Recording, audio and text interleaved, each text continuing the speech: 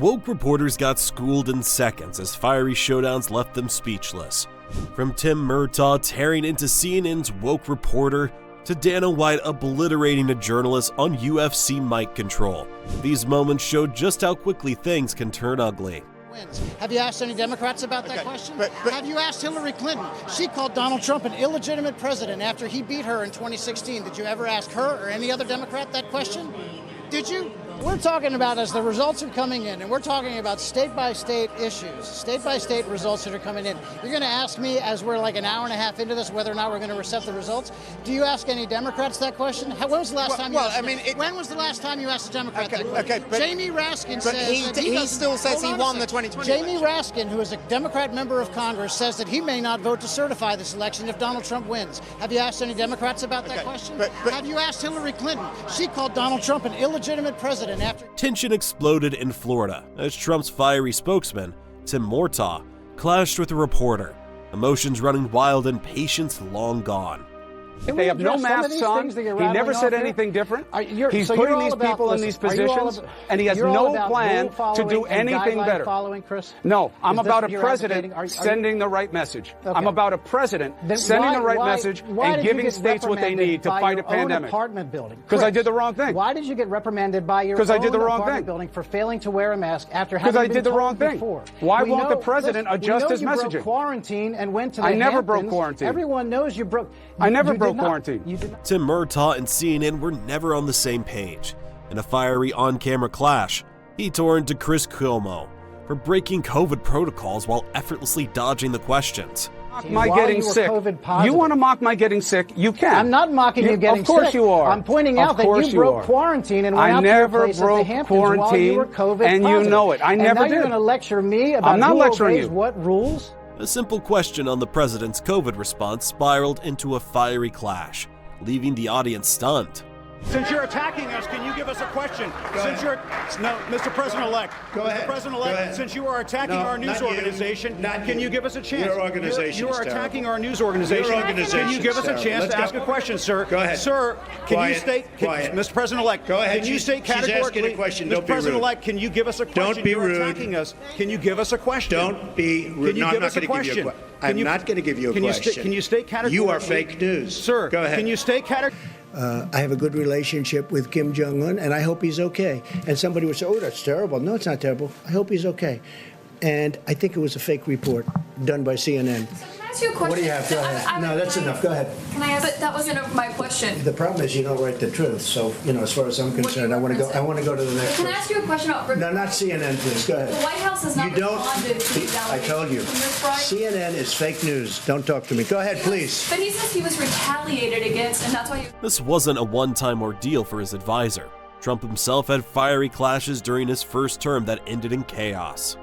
Elon Musk ran circles around Don Lemon in a fiery censorship debate, swatting down his arguments like a fly and leaving him grasping for straws. Do you think that you wouldn't get in trouble or you wouldn't be criticized for these things? I'm criticized constantly. I could care less. You don't care? No, I don't. Why not? I don't think people should care what the media thinks about them. They're terrible judges of character. Even someone who has one of the biggest social media and biggest information platforms in the world, you don't care? You don't think that you have any X.com or you have any responsibility to the truth or moderating the platform? We delete things if they are illegal. But these have been up there for a while. Are they illegal? No, they're not illegal, but they're hateful and they can lead to violence. As I just read to you, the shooters, in all of these mass shootings, attributed social media to radicalizing. So Don, you love censorship, is what you're saying? No, I don't love censorship. Then why are you asking? I believe in moderation, but I don't believe in censorship.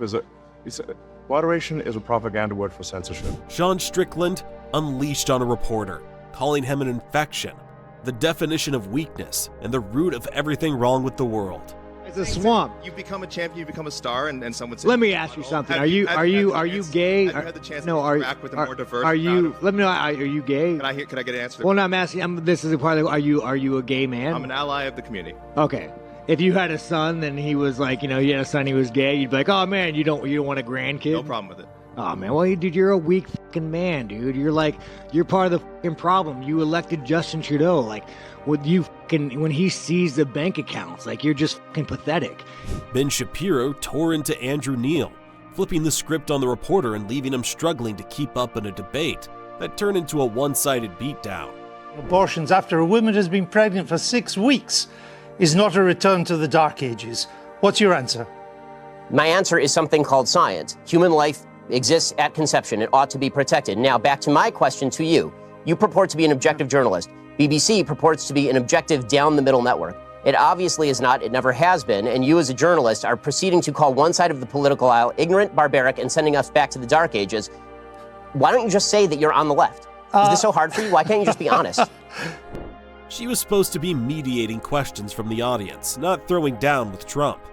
But when she pressed him over his storage of classified documents at Mar-a-Lago, the former president went head-to-head in a fiery exchange. Why you held on to those documents when you knew the federal government was seeking them and then had given you a subpoena to return them? Are you ready? Are you ready? Can I talk? Yeah, what's the mind? answer? Do you mind?